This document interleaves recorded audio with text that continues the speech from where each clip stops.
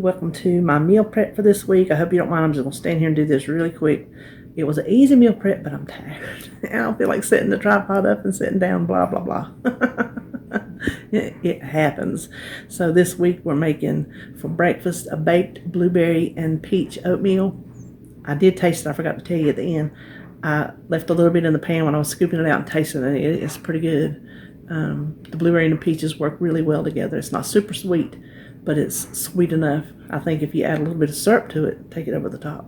And then for lunch, some mushroom and Swiss chicken, which looks divine, and some roasted Brussels sprouts and potatoes. So that's what we're having for this week for my low carb with whole grains. That's my modification. So let's turn around and get started. The first thing we're going to do is get our oatmeal in the oven. Baked blueberry and peach oatmeal. I have already beaten up 1 whole egg and 2 egg whites. I went ahead and just ate the 2 egg yolks with my breakfast. So I didn't waste them. So this recipe comes out of one of my Taste of Home cookbooks, and that's what they use, so that's what I'm using. Now, it calls for some regular cooking oil, but I'm going to use the applesauce, and I'm going to use the whole half cup container.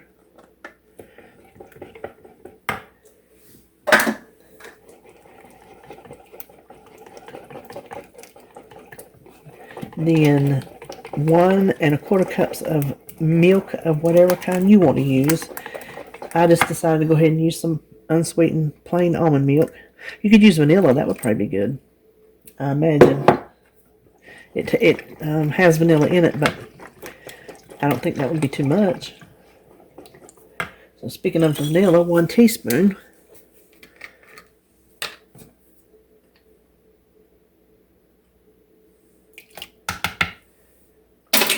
Now,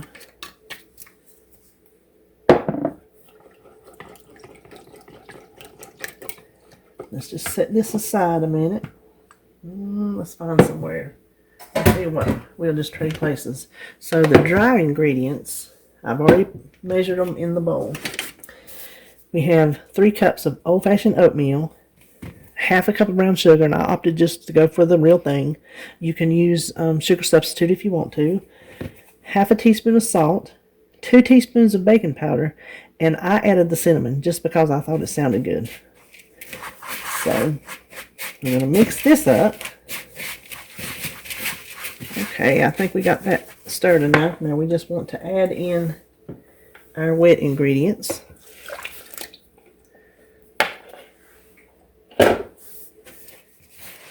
Now for the fruit, you can use a cup of fresh or frozen blueberries, and I happen to have frozen that come out to pretty much a cup, and they're frosty. They're icy, but that's okay.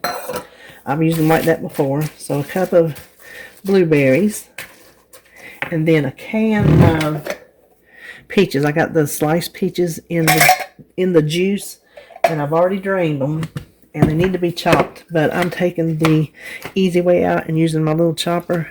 I think this comes from Rada. Well, I'm positive it does. I have one linked in my Amazon stuff down in the description box. It is one of the handiest little gadgets you will ever use, and you can chop these as fine or as coarse, I'm guessing, as you want.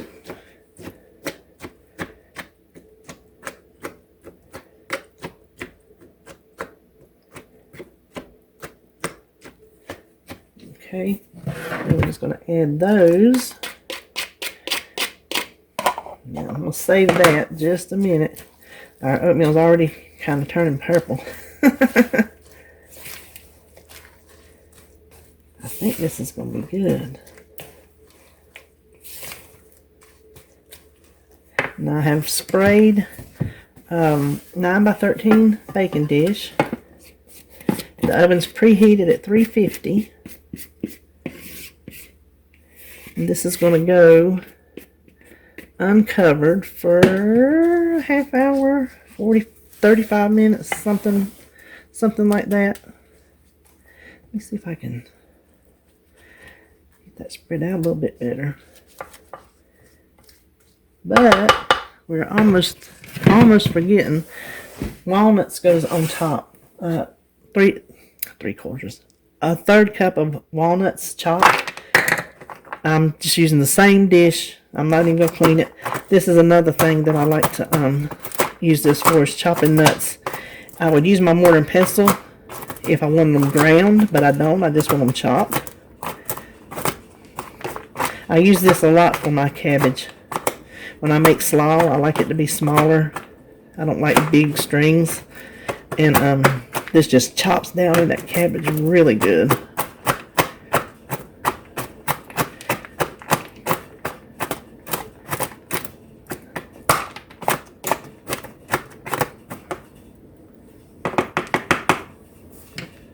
Okay, then we just want to sprinkle those across the top.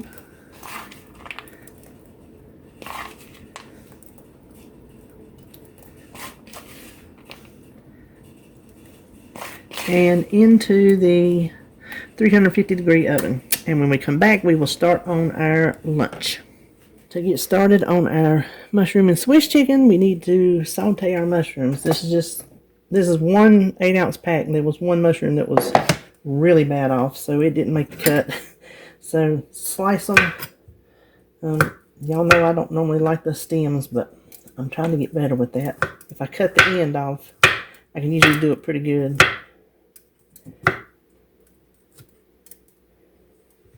So I don't want them as big, so I'm just going to do mine in half. I have that heating. I'm going to put just a little bit of olive oil down in it.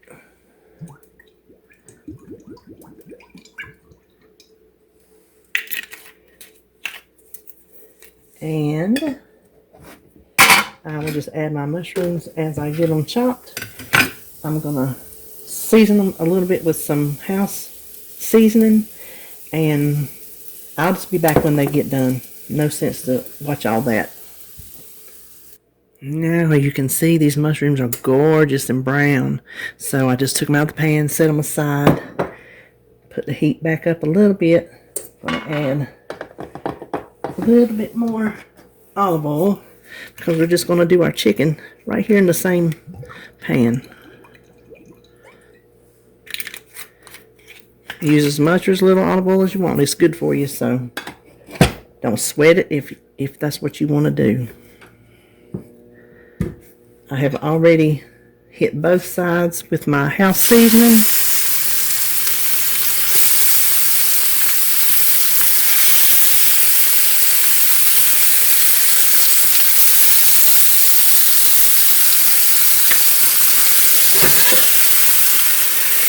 Cover that. Cook it on one side a few minutes till it's good and brown. Flip it over, cover it till it's good and brown, and the chicken's done. And then we'll add the cheese to it, and we'll pretty much be ready. We'll pretty much be through. So the chicken is done. I turn the heat off because I'm just going to let the cheese just melt in the residual heat. Now I'm just using extra thin Swiss cheese. You can use whichever kind you like. I'm thinking, since it is extra thin, I'm going to double up on it and put, fold it in half and put one slice per piece of chicken. If it was a full thickness, I would do a half a piece. I'm just going to put that lid back on and let it sit there a minute till that melts, and that'll be done. Now what you heard was the oven preheating to 400. While the chicken was cooking, the oatmeal got through, and so the Brussels sprouts and potatoes go on 400.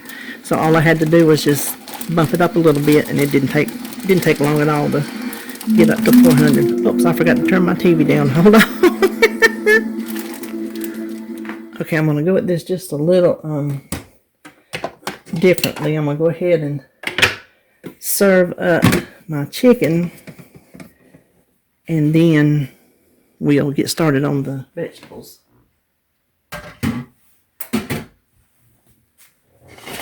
Doesn't that look good? So I just want one chicken.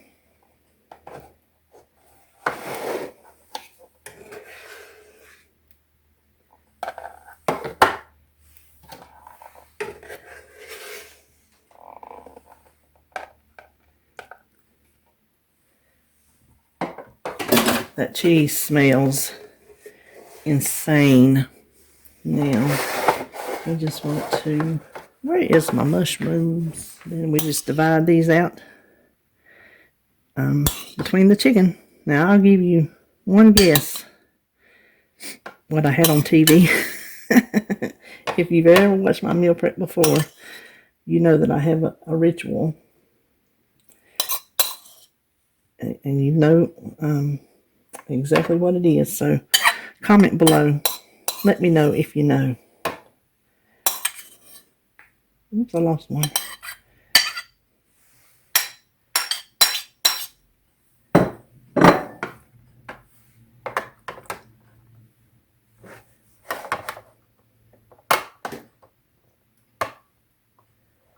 Now, chances are the Brussels sprouts and potatoes are going to cover that chicken up, but it'll be all right. So let me move this out and we'll get started on those. This absolutely could not be easier. We are just going to roast some potatoes and Brussels sprouts. The first thing we have are these Brussels sprouts. I looked up because, hold on, I ordered regular ones, but I said it was okay to substitute these, which costed more if they didn't have regular ones. So apparently they didn't, but they're already cut in half, and that's what I want. So we're just going to put them on there.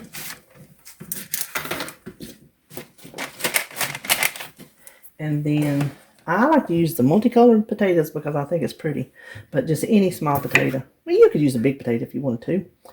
Just cut it down into smaller pieces. So I don't want them any bigger than that right there. Okay, I am pretty sure this is going to be more than enough for me. David's not going to touch them with a 10-foot pole. He says if he never sees another Brussels sprout, he's good with that. So we just want to hit it with some olive oil. You can use regular and drizzle it on, or just spray it on. Just kind of get it coated if we can. Now you can season this with anything you like. I am using Everglades seasoning today. A lady who traveled to Florida many years ago, Holly was just in elementary school barely. She was a friend of my best friend's, and she would get this in Florida. And so she'd bring up little bags of it for us. Yeah, little baggies. It was funny. And then the first time if we wanted to order it, we had to get it online. But now, of all places, my little local farm fresh market actually sells this. I just think that's kind of an obscure thing, excuse me, to sell in little old Kannapolis. I don't know if they have it at the grocery store now or not. It might be mainstream. I don't know, but it's very delicious. This will go in 400 for about a half hour. Now that the baked oatmeal, whatever you want to call it, has cooled off enough where I think it's set up. I think it's set up enough to come out. This makes 6 servings. And y'all know I never get my 6 servings cut evenly.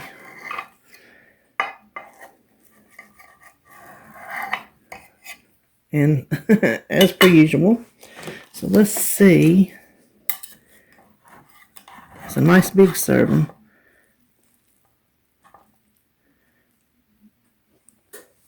Well, it almost all came out.